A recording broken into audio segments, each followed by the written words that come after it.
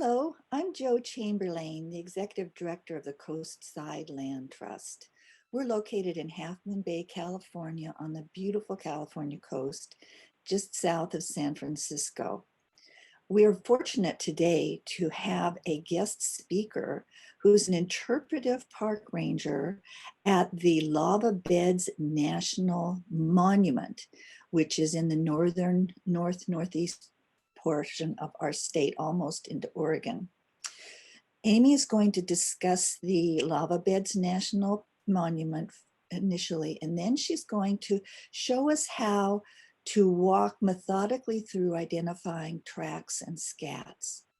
She will be available for Q&A at the end, and our wonderful Katie Dickey will be walking us through the Q&A. Kate is our social media manager coordinator, and you'll have plenty of time to ask questions, and we'll spend at least 15 minutes with that. So please do ask questions if we have not covered something you're interested in. So thank you so much for joining us today. I'm sure you're going to enjoy this. Hi, I'm Ranger Aimee. I work at Lava Beds National Monument in Tule Lake, California. I'm not there right now. I'm coming at you from my kitchen.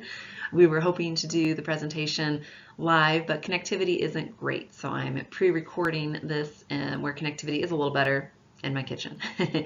But I've worked there for about 4.5 years. It's a wonderful park. And I was asked by the Coastside Land Trust to do this presentation and to do it about tracks and scat. I was like, well, that'll be fun. And then they're like, it'd be great if you could talk about animals ultimately that are here in the San Mateo Coast. I'm like, well, I can do that. It just seems kind of funny because Lava Beds is very, very different. But throughout California, throughout the West, I mean, there's a lot of really common animals. And then there's also a lot of birds that we can chat about, I realize, because both San Mateo Coast and the areas around Lava Beds were surrounded by some pretty significant wildlife refuges. They are significant flyways for Pacific flyway for all sorts of birds with that. So I came up with this presentation, California Connections, Tracks, Scat, and the Birds That Bind Us. So we'll first chat a bit about Lava Beds, have to toot my own horn a little bit in my own park, and then have a real quick crash course about tracks and scat, and then end just with a few birds. So we'll first again get started talking about the park. All right, a bit about Lava Beds. So where in the world is Lava Beds? We are way up in Siskiyou and a little bit of Modoc counties in northeastern California. So here on the left, we have an image of our park map from our park brochure. So it shows us kind of in the middle outlined in green and surrounded by some towns like Merrill, Oregon, Tule Lake, California being our closest town. And then the largest city relatively close is Klamath Falls, which is actually where I live, where I'm here in my kitchen. And then there also is another national park near us called Tule Lake National Monument that we help to take care of as well. That tells the story of over 18,000 Japanese Americans that were incarcerated there during World War II. It was one of the centers, the camps for that. So that's a really interesting story to get to occasionally tell myself, but I primarily work at Lava Beds. And then the map on the right just showing you where Siskiyou County is in California, and the county map, it's got a little red dot, that's the town of Tule Lake. But as you can tell from the map on the left, we're a little like southwest of the town. So Tule Lake still from the park would take like 35 minutes or so to get to. Merrill's about the same, and then from the park visitor center to Klamath Falls, it's a good hour. So it's fairly remote, not the most remote park in the world or anything. And if you're coming from the Bay Area, it'd be, depending on what part, about 6 to 8 hours to get up there. But it's beautiful, a really, really wonderful spot. And so what is Lava Beds most known for? It's known for lava tubes, the Modoc War, and much more. Really wonderful night skies, really beautiful hikes, great wildlife viewing, and we're surrounded by the National Wildlife Refuge, Tule Lake National Wildlife Refuge, and so lots of good birding opportunities as well. And so on the left have an image of a lava tube with all this crazy stuff on the ceiling, and it's mats of a hydrophobic bacteria, so it doesn't like water. It needs water, so it'll use it, but it just kind of beads up on it. And so if you ever visit any of our lava tubes that have any of these bacterial mats and you shine your flashlight on it, it looks like it's like glittering with all the water beading on it, and it does make like a kind of presents with a gold or silver green color. It's really, really pretty. And that's in one of my favorite caves of the park, Golden Dome. So again, over 900 caves in the park, so lava tubes, definitely something the park is well known for. And then the Modoc War, and we have an image on the right of a depiction of a drawing depicting one of the battles of the Modoc War. Not always the most accurate at the time. This war was from 1872 to 1873, but we'll talk a bit more about the caves and the war in these next slides just for a little bit. So again, over 900 lava tubes in the park. I mean, so many of them formed anywhere from 65,000 to 10,000 years ago from flows from Medicine Lake, a volcano that, like, when you're at the visitor center at the park, you're literally, on top of this volcano. It's pretty great. Last eruption was about 900 years ago. It made a flow completely of obsidian. That's called Glass Mountain, and that's in the National Forest that we're surrounded by, Modoc National Forest. If you do want to come caving here, it's really, really fun. Just would probably recommend you bring a flashlight. We also recommend helmets, long pants, long shirt, good closed-toed shoes with ankle support.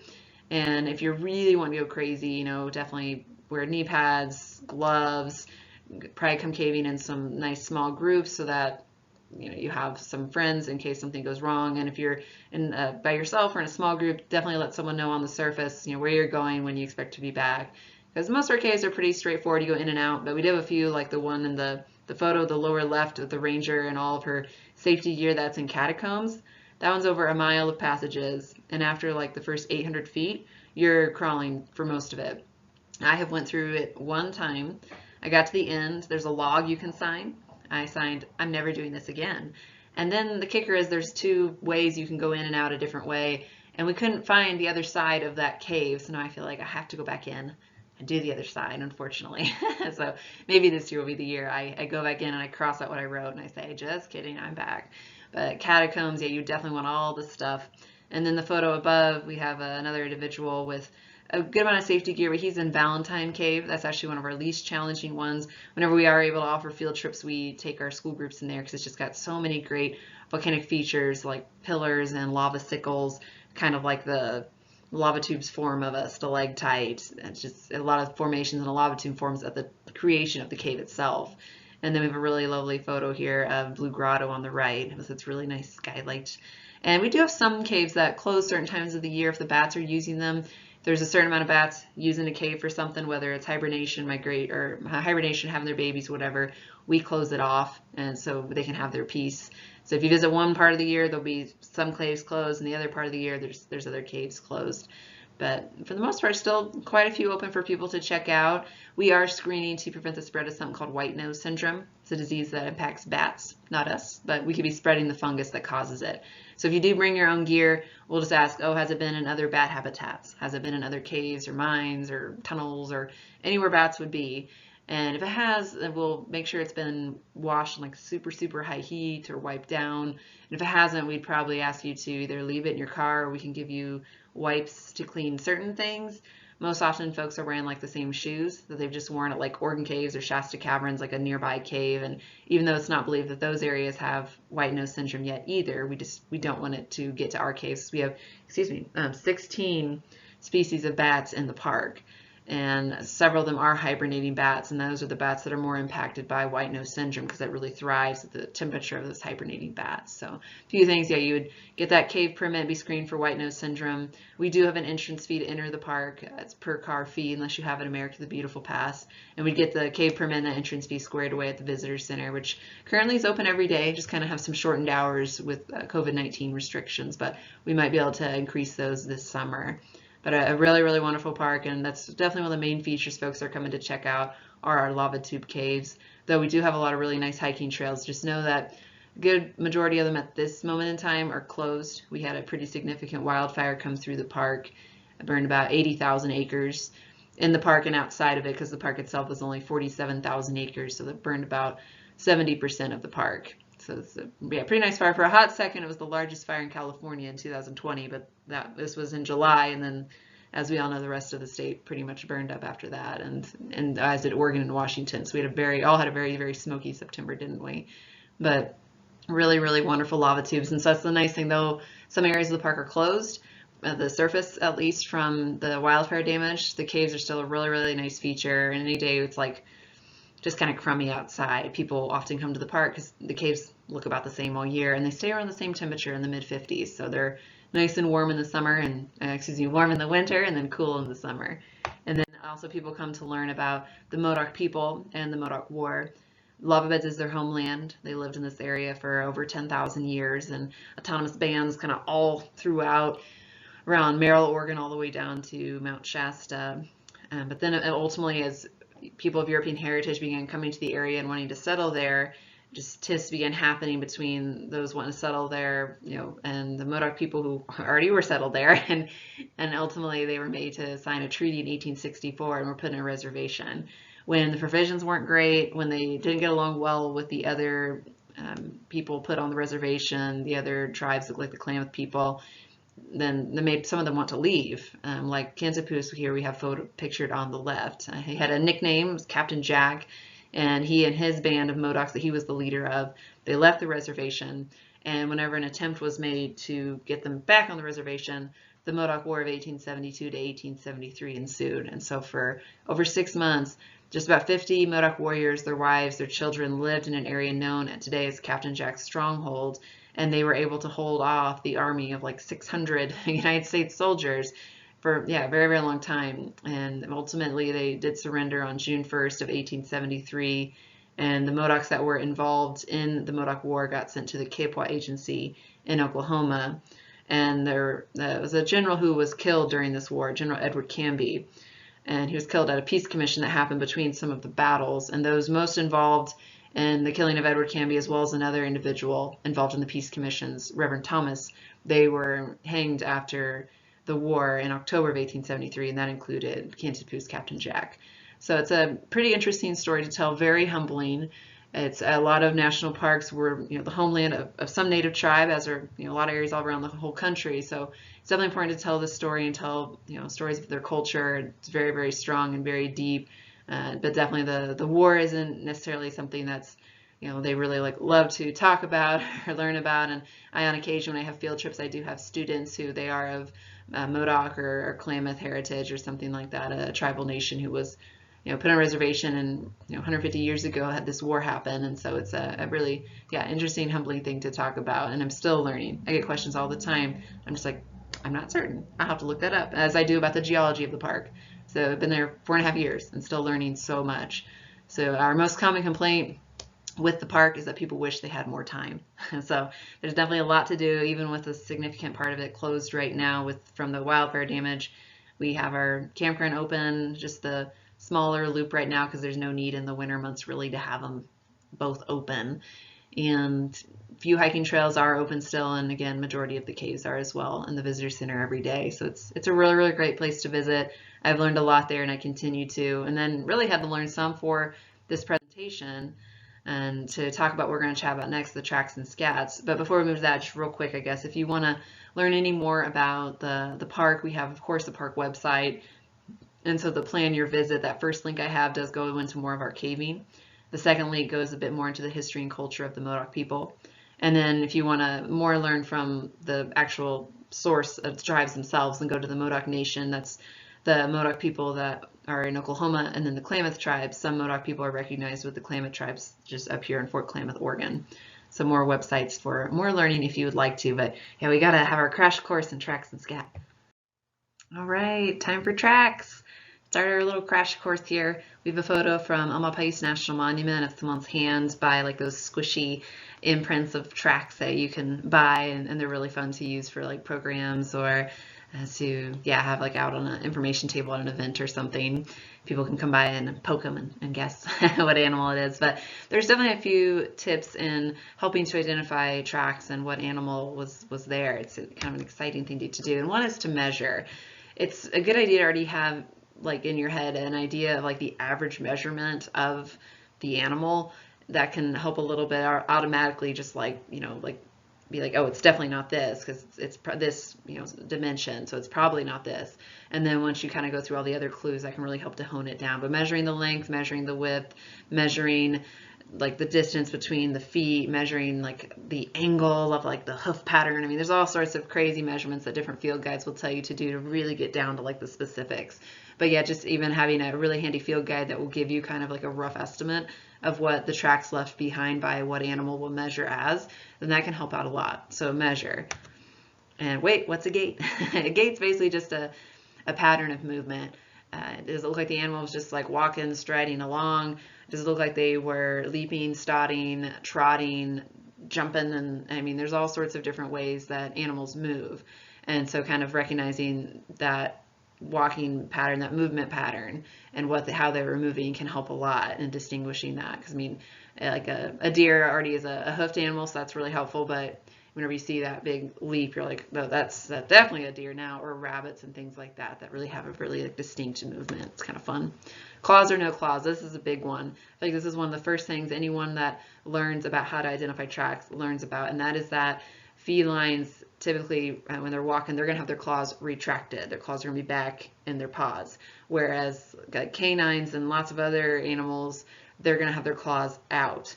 So if you see an animal that has like 4 toes, claws in, then that's probably a sign that it's some kind of a feline. But claws out, then that's a whole slew of other things.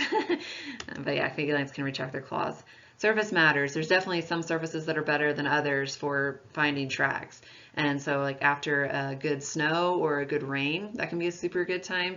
We get more snowy days than rainy days at Lava Beds really, so we just had some snow last week and I was driving to work and I could just see where like all these deer had crossed the road. It was awesome. I was glad they weren't there right then, but they had been earlier and they just left all their tracks across the road. And it was just such an exceptionally beautiful drive-in already, and then to see where all these deer just passed by was super cool. So yeah, after a good rain, good snow, get out there and check it out.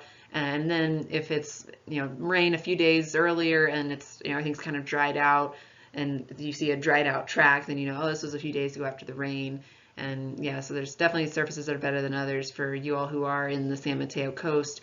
Sand can be great as well, but you also have some nice rainy days and some nice muddy trails that you could check out as well to see those tracks. So surface definitely matters, and some surfaces too would be better than others for getting those measurements and be able to recognize those gait patterns. And check your surroundings. Be a nature detective. Really look around. And you might see some clues that could also help you. You wouldn't even really have to do maybe all the rest of these things. Like if you are hiking by some sort of a marsh or a little creek or something, and you see some tracks, and then you see some trees that have like their trunks all eaten up, and you're like, oh, maybe there's a beaver dam around. You probably wouldn't even have to do any fancy work with those tracks. Or if you see like some sort of a like matted down grass, and you can kind of measure the dimensions of whatever was there, and maybe like, by the tracks, those things, or you're like, oh heck, that was a deer laying there for a while. A really fun one is with a mountain lion. Oftentimes they can leave their kills in certain places for a few days. So if you see some tracks and then you see a kill, you're like, it's probably a mountain lion spot where they hid their food. I think I'll go on my way now. So yeah, definitely a few clues, and you can definitely be a nature detective to help you learn a little bit more, figure out a little more about what the track that belongs to. And the big one, also a big clue to look for, is scat. So what is scat? And I'm sure all you all know, but of course there's a little song.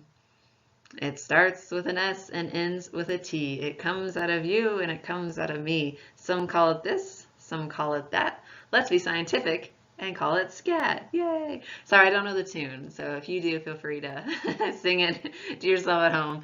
But scat is just really a fancy word for animal droppings, typically referring to wildlife animal droppings. So we have an image here on the left of one type of scat that I'll make you all identify actually in the next picture, so I don't want to tell you what animal. And then on the right, we have an image of pack rat scat. And that's in one of our caves actually, and it's got like fungus growing on it, which happens fairly often. And I mentioned earlier there's something called white nose syndrome that's affecting bats. It's caused by a fungus. So sometimes people see pictures, or they see pictures or when they're visiting and they see it in the cave. And they're like, oh my goodness, is that white nose syndrome? And I'm like, no, fortunately not. That's just some pack rat or ringtail poop. It's got fungus growing on it. Lovely, right? Fungus among us on some poop in a lava tube. So yeah, it's just, again, fancy word for wildlife, animal droppings, but it can really help you become a good nature detective. I mean, good grief, if you see the track, the walking, moving pattern, other clues like the scat, I mean, that can really, really help you figure out what animal you're ultimately tracking. So I know it's a really, really quick little crash course there But now that we're all experts, right? Let's see here. Right slide. Yay! We can do some identification. And we have a photo on the left of tracks in the snow. And unfortunately, I know it's not super easy to see them. But I will tell you, give you a little hint. They do have claws. So that's what lets us know. It's not a feline, right? And then on the right, we have some poop that's segmented. Looks like it's got some hair in it. Maybe some other stuff too. Man, this thing must eat all sorts of things. And then, let's see what I got in my bag over here. I think I have a better little imprint of it. Let's see. Oh, sorry, I'm making all sorts of noise. Here it is. Is it upside down? Yeah, so we have our track right here. So again, it's got claws. Looks like it's got it's got 4 toes. Nice little raised heel here. So I bet everyone has their guesses. If you're joining on this presentation, you're welcome to throw it up in the chat. If you're watching this elsewhere, feel free to comment what you think it is, but it is indeed a coyote. Had this wonderful photo by a former park employee, Randy Paylor. Coyote just looking right at the screen here. And yeah, coyotes, they eat really about anything. They're omnivores. They're pretty opportunistic with their food. They're often pretty solitary in the day. So yeah, you can't see them in the day. I've driven to lava beds so many times and I see one just walking along the road. But at night is when they're most active and when they're going to be hunting. And when they hunt more often in packs. And that's whenever you hear coyotes making different noises. They're maybe communicating with their packs or warning them of something. And so at night they're definitely a little more active, but they can also be active in the day. But yeah, eat a whole slew of things. So their scat is normally pretty varied, but typically it is segmented, but it's going to have fur and it's going to have other items in it as well. It's like not just strictly fur and bones. It may also have like some vegetation in it as well. Our next animal, let's see, maybe I should go ahead and get the track out so it's a little more seamless. I should probably just get them all out, shouldn't I? Let's see what I have in my goodie bag. Oh, so I'm so surprised. I didn't know this was here. Just put that on the ground here. So next, looks a little bit more like this. So again, nice heel, 4 little toes. Oh, and we do not have claws this time. No claws. So that lets us know it's a feline. And it's not overly big. Yeah, not super huge. Have the knife on the left kind of beside, like I think it's like a letterman, showing us the size of the tracks there. And then again, really segmented scat on the right. So what do we have here? A feline of some kind, but not overly big. So we have a bobcat.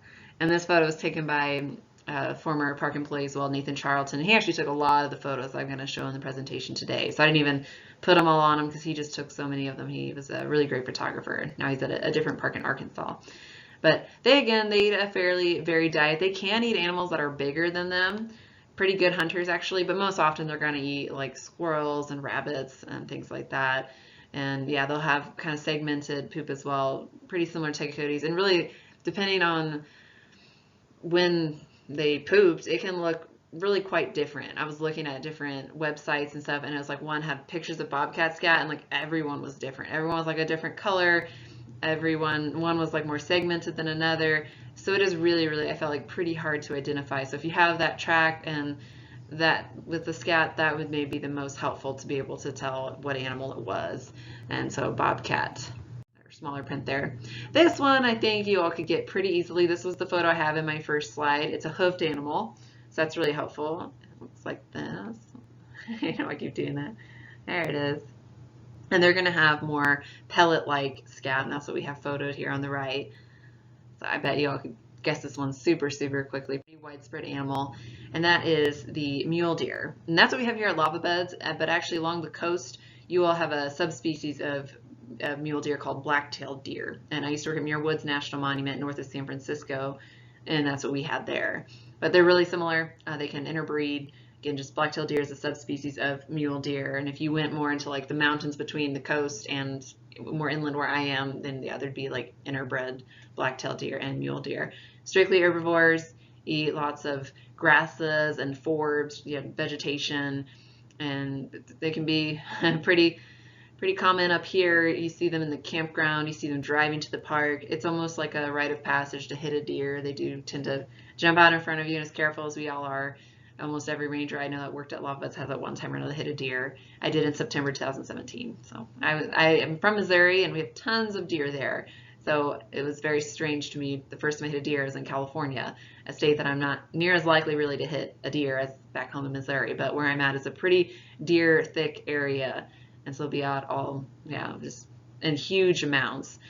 And this is the time of year where the bucks have already kind of had their fun in the fall and already had mating season, but we still just see them in these massive groups. But we'll start to see the fawns pretty quickly, the babies, and that's pretty fun. And just they're in just huge groups, and they'll stick with the mom for about a year or so. And they typically, the mom, her first year of having babies, will just have one, and then after that she can have twins every year, and they typically just have one pregnancy a year.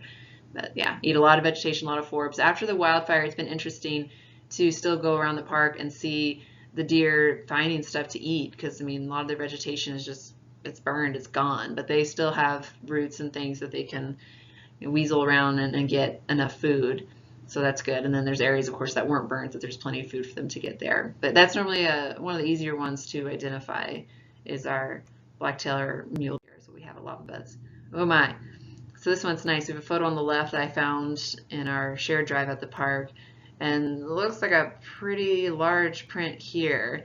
The human hand beside it, and it looks like it's almost as big as that. I don't see any claws or anything. And then the scat, we don't have a handprint showing us how big that is, but I'll tell you, it's a big piece of scat. Really large.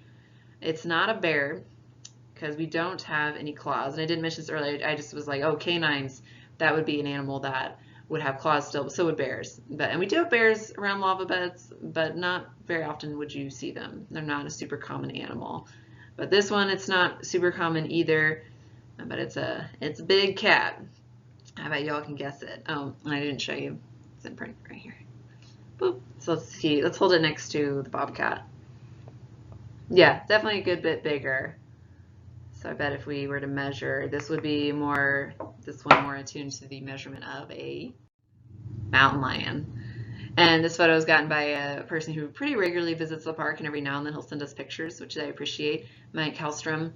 He was driving along a road north of the park and happened to see this mountain lion and her cub. And I think he really had to like zoom in to get that picture.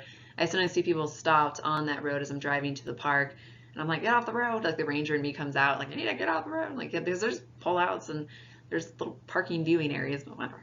Anyway, I saw a mountain lion, I'd probably do the same thing. I've never seen one. I would love to. But yeah, if you see a mountain lion track, most likely you would know it. It's gonna be pretty big. Again, no claws, and lots of clues for mountain lions. Like you might be, if you follow those tracks, I don't know if I would really encourage anyone to follow tracks, but if you follow those, and you may eventually get to where they've like left their kill, and again, they'll leave it there for a few days and just kind of munch on it. And they can definitely eat some pretty big animals, deer, pronghorn. They eat a lot of, little things too, like coyotes and fox and whatnot. But yeah, I have heard stories of folks hiking and they're like, I ran into a deer with like its throat gone, and I'm like, they're like, yeah, it was probably a mountain lion kill site or where they eat their kill site. So yeah, you definitely be careful if you are seeing lots and lots of tracks. You ultimately do see the animal, just back up, give it lots of space. Mountain lions are kind of interesting though, because if you do come into contact with a mountain lion, you're actually supposed to kind of stand your ground. Make yourself look big. Hold out your coat, hold out your arms, start making noise. If they look like they're going to attack you, you're supposed to fight back. Easier said than done. So that's why it's kind of nice. You see some tracks, just be like, oh cool, I found some tracks. Take some measurements, take some photos, show your friends later. But I don't think it needs to be like a big priority to like literally like track that animal and find it, because you could be running into an animal that you maybe don't want to. And mountain lions, they don't want to bother us, any more really than we want to bother them.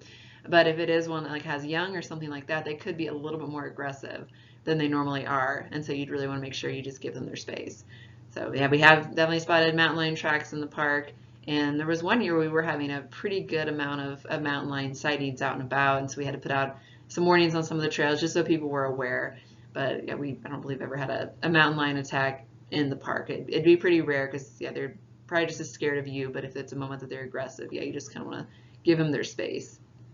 So a few different clues that can help you find them. And then I didn't mention, but also looking like at scratch marks. A lot of animals will bury their scat, and so bobcat will, coyote will, or they'll like just kind of make scratch marks beside it. Sometimes they also leave their scat at like the junction of a trail, and so that kind of give you a few clues as well, or can kind of show you where they turned off, and you can be like, okay, I'll stop, looking at these. I'll go this way instead. I don't want to bother them. So wildlife safety is very important, and make sure you always give wildlife enough space. The rule of thumb is a rule you might see other national parks sharing really often, where you like hold up your thumb, and if the wildlife is not blocked by your thumb, then you're too close. So that means that you got to be pretty far away. So I believe that's all of our, oh no, there's one more. This is a fun one.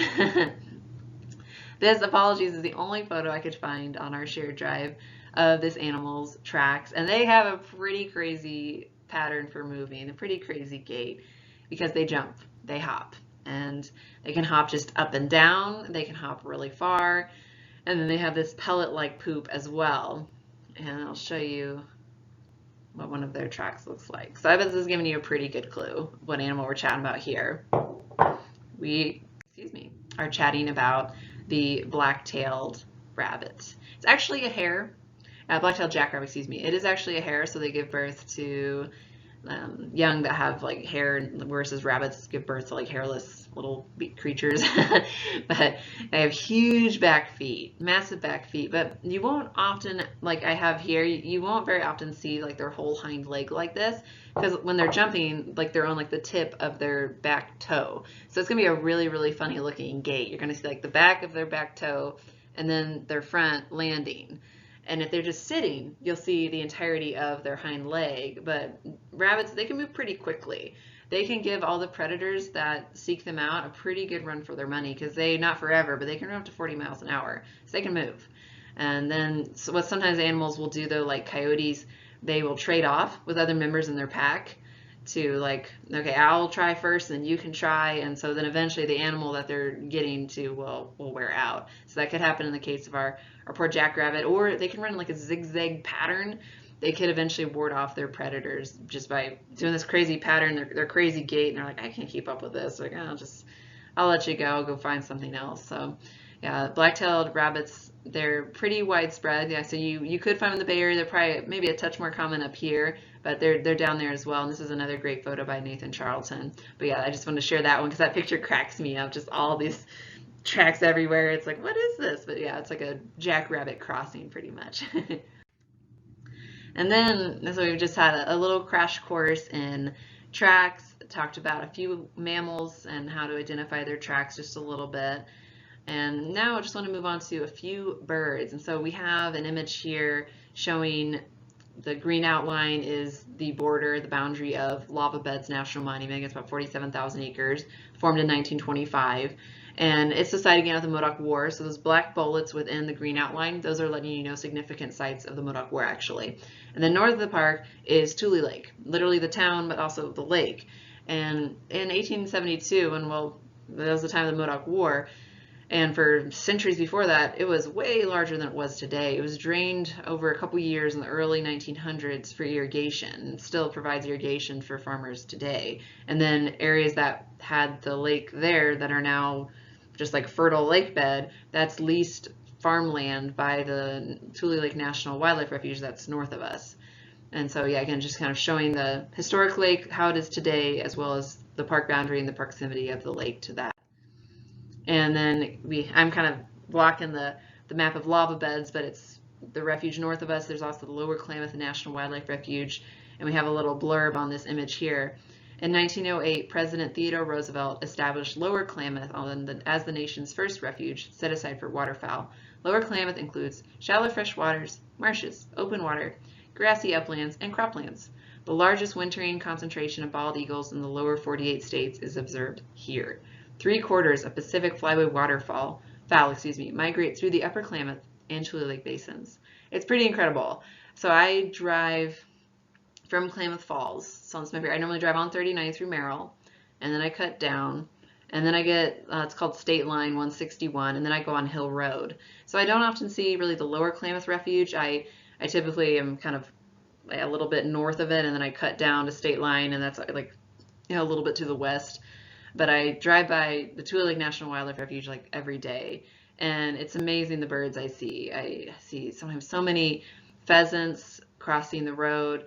I see there's a gray blue heron that seems to always like to be on a telephone post, and whenever I go by him, he will fly away. It's really funny. So some days the refuge in the winter looks like this. It's all iced over, nice snow on the vegetation around it, snow on the mountains in the background, and other days you're driving by, because yeah, and here also it's pretty mellow. You don't see too many birds on it. And this next picture I found, you have all these snow geese like flying like crazy, and it depends sometimes on the time of day. Sometimes some people have better luck like in the afternoon, but I'm at work at Lava Beds, so whenever I drive back by in the evening, maybe it's all gone. But it's incredible. Sometimes I do see big hunks of birds like this sitting on the water, and I'm like, it's really tempting to like honk or something, like make them all fly up like this. And I'm like, no, I'll let them do their thing. And I mean, so you can just see tons of birds. And there used to be a lot more birds in this area, but with Tule Lake being drained to a fraction of its size, obviously that's cut down on their habitat. But it's still a pretty significant spot, and yeah, for the Pacific Flyway, lots and lots of bird activity. Lots of bird activity, including lots of ducks. And by November, it's kind of getting into peak season. There can be a million ducks, swans, geese, and then yeah, lots of really excited eagles to get those. So we have an image on the left of a bald eagle on the ice, kind of probably waiting around to see if there seems to be a exceptionally lazy duck he can get. And then on the circled picture, yeah, just a slew of mallard ducks, mainly male and one female there. And so that's a lot of fun to be driving by the refuge and see those as well. And yeah, on driving by too, you'll see eagles like this one pictured here, just up in the trees, up on the telephone lines. It's pretty spectacular. So it's a really, really significant spot for bald eagles. If you're driving around this time of year and like you don't see one, I guess you just weren't looking. Like the first time I saw one, I thought that was like the coolest thing, and then I'm like, oh, you just see them all the time. And so I've seen some in lava beds as well, soaring over one of our lava flows called the Devil's Homestead, and it was just like majestic. It was so nice. So very happy eagles this time of year, and pretty happy ducks and swans and everything. I mean, there's some fish for them to eat and things. But yeah, they definitely have to be careful. All the eagles and hawks and raptors and stuff, they're pretty excited for their treats. And then one bird that we don't have that you all do in the San Mateo Coast, pictured on the left, is the California brown pelican. We have the American white pelican, which you all do occasionally see. I feel like more often, especially when I was in the Bay Area, I felt like I more often saw the California brown pelican. And up here, I was like, ooh, these are pretty pelicans. They're a little different. They don't soar to get their food. They often, like we have the photo on the left, a photo by Tim Hoff. I found this at Cabrillo National Monument in San Diego, this photo. We have a brown pelican flying, but then on the right we have these two American white pelicans just on the water swimming. So they more often will swoop with their big bills and get their fish that way, just kind of swoop in the water with their bill, but not like literally swoop flying. And then other pelicans will try to steal their fish from them, and they do sometimes succeed getting fish from other pelicans that way. But yeah, they're white, huge orange bill, little black tips. We have breeding ones up here. I don't believe that you'll get breeding breeding American white pelicans down there. And then of course we have the state bird, California quail. Really just small little plump birds. Most often you see them walking in like crazy long lines. And then once you start, if you're in your car, trying to go really slow, and then you're like, but they can sense you're coming, and they'll kind of start to fly with their little wings. I love their little plumage that they have on their foreheads. The males have larger plumes than the females do. But yeah, a really fun little bird to see, and we see them fairly often. This photo was taken by Dave Riggs, a former employee of Lava Beds, just right outside his office. So we see them quite a bit, as do you all down in your neck of the woods if you're watching from the San Mateo Coast. Oh, and then tons of feeder birds along that come through here on the Pacific Flyway. Cedar waxwings we have on the right. Upper left, tons of red-winged blackbirds. I love the noise that they make. I didn't really realize how like widespread they were, and once I was home in Missouri and I could hear them, I was like, oh, we have those here, like a really common bird.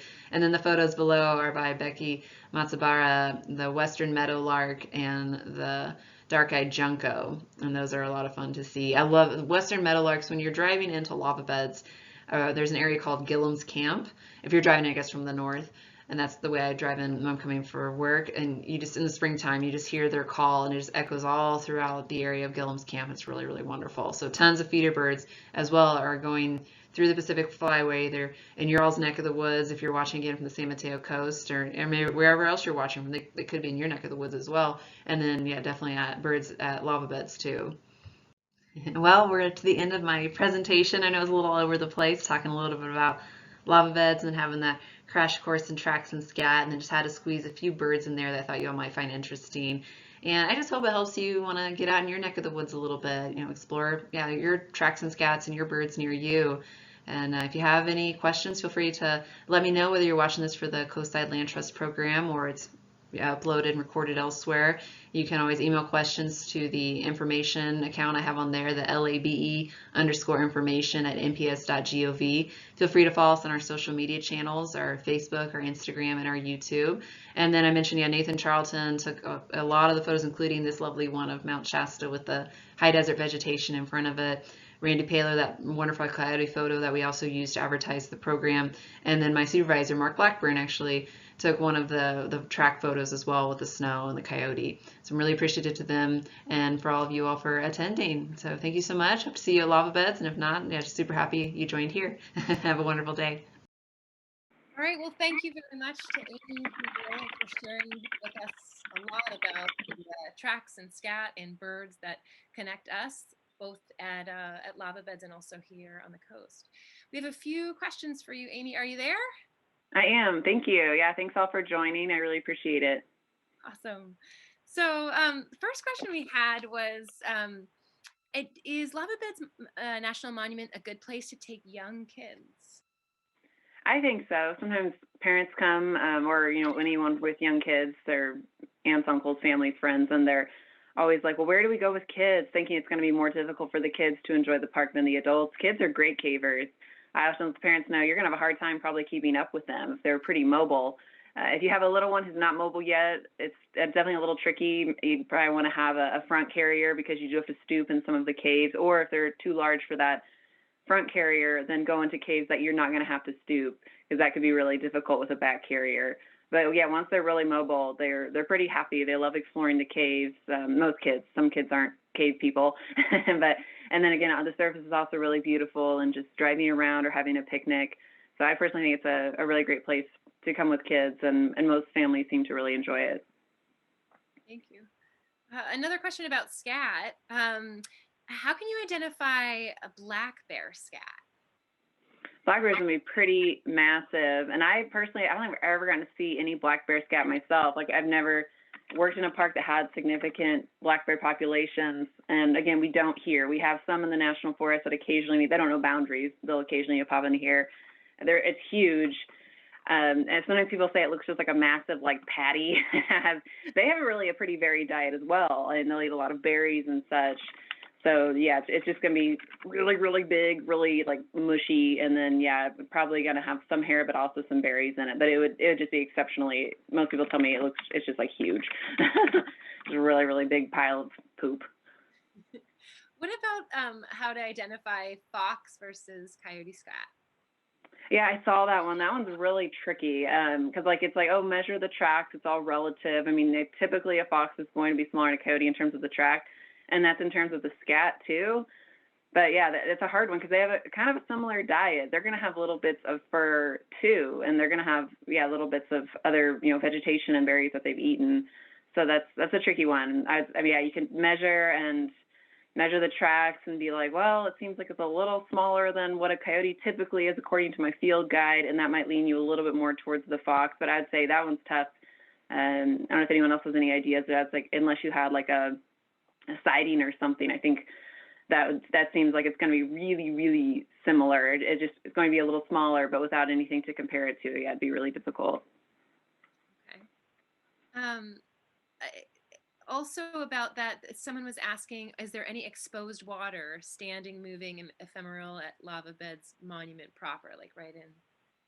Yeah, that's a great question. I mean, historically, before the park was a park and Tule Lake was much larger, had it not been drained, we would have had a little bit in our north end, but really there's not a great deal. So Some of the caves have some small pools and puddles, basically, really small. And I guess that's what most of the wildlife within the park are using as their water source. And you'll see deer, like we have a little bit of snow right now, it's melting. We have deer walking around the visitor center sometime and they'll be licking the little puddles. But really, there's very little. We don't really have any sort of, like really standing water besides just a little bit that's in the caves and after occasional rain or snow. And so in our wildlife camps and some of the backcountry caves in the park that have more water, we'll see a pretty wide variety of animals going in there to get that water because, there's just not any. And then that's why we see so many along Hill Road occasionally by the refuge because they're going there to get more water where that's where they live because there's more water there. And this is another question Robert Hall asked, do you expect a wildflower bloom as a result of the fire, and any estimates on how long 70% of the park is going to stay closed?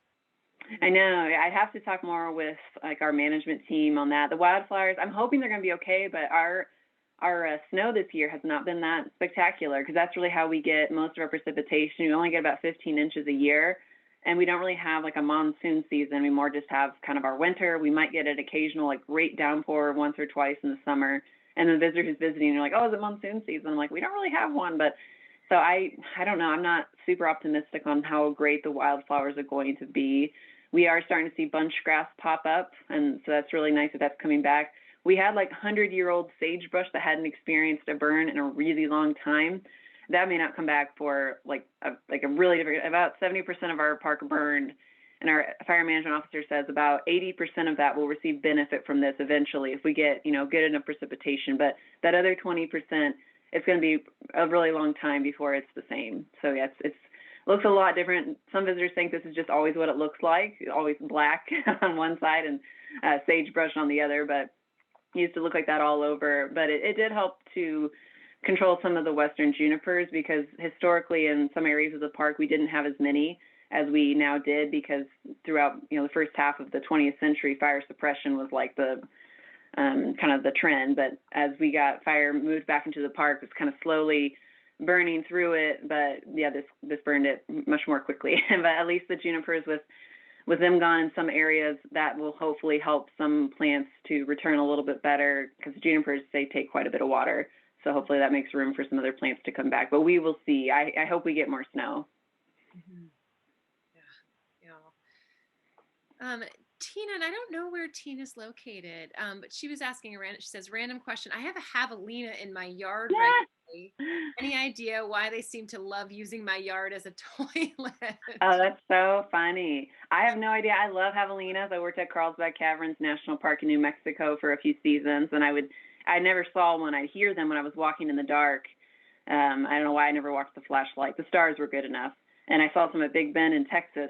I'd have to look that up. I'm not certain. I'm sorry about that. That seems like that's like a problem for you. But they're a really fun creature. I don't know if you have some grass or something that they like, and then they eat it, and then they just decide to also do their other business there. But no, I'm not sure. So I wish we had those up here. Oh, you live in Tucson. That makes sense.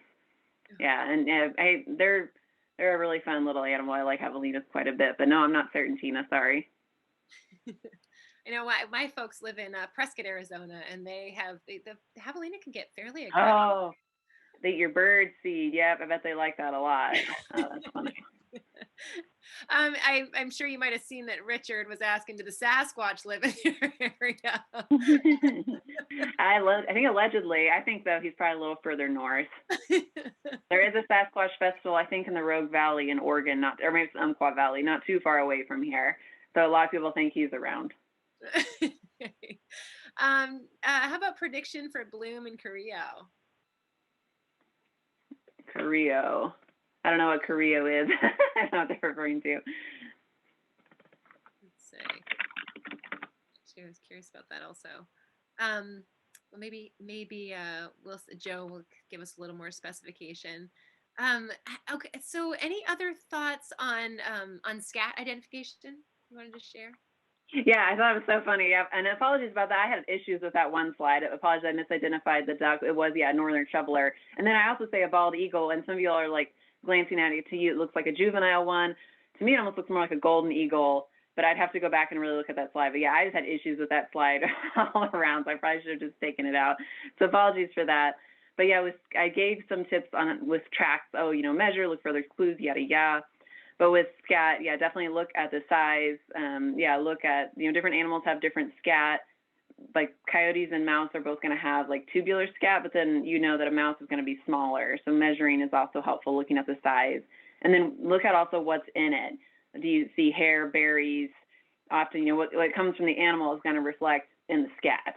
So, so I didn't give you any clues on the coyote of what it ate before we started the little guessing game. Y'all were awesome and got it anyway. But yeah, since the coyote has a really, really varied diet, then they're going to have a pretty varied scat with fur and also some vegetation in it. And then I had someone ask a great question: how would you tell apart like a coyote with a dog track? I'm like, that's a really good question, because actually the photo that I put up, to me, I was like, that just looks like a dog track. And my coworker was like, well, here in the park, then most likely you'd see human prints beside it. And I was like, ooh, Barbara, that's deep. That's true. And then another thing is, if you looked at the scat, a coyote would probably have, again, my fur and other bits and vegetation, because they're omnivores. But a dog, unless they've gotten a hold of something, typically they're just being fed dog food. So then their scat's not going to have any fur or any animal remnants in it. So that would be another kind of indicator, oh, this is a dog, it's not a coyote. But that would be I think their tracks look really, really similar. But measurements, because there are many dogs that are similar size to coyotes, but yeah, their scat would probably be more telling than the track would be. But yeah, there's a few things. Just looking at the size, looking at what's in it, but you also want to stay safe. Don't feel like you need to touch it and dissect it and all this. That's probably something you just want to look at. I wouldn't recommend touching any scat to do a better identification. Probably just look in and taking a picture, and you can always zoom in later on that picture. Speaking of canines, any wolf sightings yet? It's been a while, to my knowledge. When I first started at the park, September 2016, I think one of the first times I was brave enough to answer the phone, someone asked about a wolf in the park, and I was like, there's no wolves in the park. And I hung up. That was a weird question. I got a question about a wolf. And they're like, oh, no, there was a wolf sighting. I was like, oh. So it's been a while, but we did have, I believe, one of the ones tagged in Oregon hopped on down here. And that was in the northern end of the park, I think, and probably near to the refuge where they were at. But it's been quite a while, but that would be really exciting to have another one. They're definitely not terribly far. So Joe clarified, Joe Velick clarified he was actually referring to Carrizo in the National Monument, which is between San Luis Obispo and Fresno. Richard added that this Carrizo Plain National Monument is a very popular wildflower area, and it's next to Tule Elk Preserve. It sounds super cool, but yeah, I unfortunately can't speak to it. I've never been there myself, and then I'm way up in northeastern California, and I don't think I'll make it down there. Sounds really cool, though. I hope that hopefully y'all's rain has been better than our snow has, but I imagine most of the state's probably not doing amazing. we could always do better, so I'm not certain. Another question was, where did you get your foot impressions? And yeah, I would have to ask. I think that we've had them for my entire time here, and they're just always available when we have education programs and, again, our outreach events. So I'd have to ask one of the other senior rangers on where we got those. But I imagine if you just did a Amazon or Google, you'd be able to find a set. And the ones we've had for quite a while. We didn't make them in-house or anything, though. We didn't go out and plaster an impression. We definitely bought them somewhere. But yeah, I can't speak to where we got them from, unfortunately. Just had them for a very long time. Diana McCoy she also added that she lives over in the South Bay, and that they have a lot of the American white pelicans over in the South Bay, especially in the spring and summer. And that's awesome. Yeah. And we see them a lot right now, but they're definitely here all year. And then it seems like during breeding season, we have significantly more. And I haven't seen them yet right now, but probably getting more in the spring. I'll start to see them when I'm driving home. And then there's Klamath Falls, that's kind of like the city mascot is a pelican. And so you'll see it in a lot of the signage and stuff. And then there's various mascots and things. They're called the Pelicans. That was such a neat information, the way you were sharing about how they feed too, how differently they feed. Yeah, they're definitely a little different. And yeah, apologies. Yeah, that slide. Yeah, it's not like I was thinking they're both. It's an immature bald eagle. So all right, I'll take it. I was so embarrassed. Oh no, I said a bald eagle. To me, it looked like a golden, but yeah, there's definitely little clues for that. So yeah, I appreciate you all sharing your knowledge with me so that I know that for future. That's awesome. That's the best thing about these community webinars, right? We're all coming in with all sorts of knowledge, background. So it's great that we can kind of be learning. We're learning a lot from you, and it's great when people are typing in responses and thoughts on things. Yeah. Someone was sharing that that it was probably a second or third year bald eagle in that slide. So the one Adorable. referring to, yeah, splotchy white major is the major identification point. Aimee, thank you very much for making time to do this, to share this with our community. We are really grateful to you for making this time and making this video. And also, I know especially being up for doing that, given all of the technology issues that you have from there, being willing to film this and to share this, also to come on and do the question and answer also. So thank you very, very much. Yeah, thank you so much for having me anytime. It was great for me to learn some more knowledge that I'll get to be able to use in my continued tenure here at Lava Beds. And I hope you all are able to visit or just, yeah, follow us on our social media. We're always trying to plug things out there to get the park out a little bit more. It's a really beautiful place, as is the San Mateo Coast and the Coastside Land Trust. I really appreciate you all inviting me to do this. Yeah. I have to say, I mean, even watching this, I was watching this with my children, and we're all very interested in coming up to visit. So that's, Yay. this is a wonderful education for those of us who haven't been there yet. And for those of you too that are interested, are also interested in getting up there, Aimee, thanks for putting that on your slide. The information, and this video will be recorded, so it'll be up on our blog, and we'll also be sending out a follow-up email with links so that too, if you want to get, hop on Lava Bed National Monument's website and learn a little bit more about it, and also just to connect with Aimee about some things, you can do that as well. So you'll be receiving an email the next day or in the next couple of days, so that you can do that. And as Patrick Robinson shared in our last presentation, this, both when we're talking about Lava Beds National Monument, we're talking about the land here on the coast and the animals that are here, the plants and animals that are living here, how important it is for conservation, and that we really don't get to necessarily see the results of the work that we're doing, of the money that you're donating, putting it into the land until later. So for those of you who have an opportunity, this is a great time to either donate to the Coastside Land Trust or to Lava Beds National Monument. So yeah, thank you very much. And thank you all for being here. And thanks to those of you who shared your questions and also your knowledge as we're going along. And we will look forward to seeing many of you in about a month as we talk with, or as Gary Griggs joins us to share about the geology of the coast, which should be very, very interesting. So thanks again, Aimee. Thank you all for being here. And we'll hopefully see many of you in a month. Thank you. Bye.